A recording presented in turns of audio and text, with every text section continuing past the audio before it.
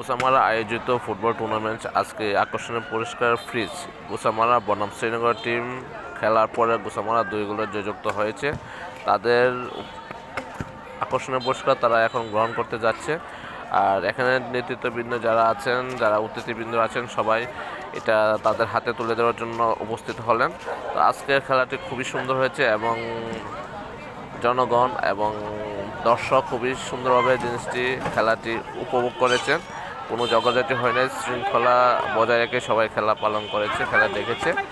তো এখানে গোসামারা একাদশ টিম খুব ভালো খেলেছে এবং এখানে যারা এসেছে তারাও দূর দূরান্ত থেকে এসেছে।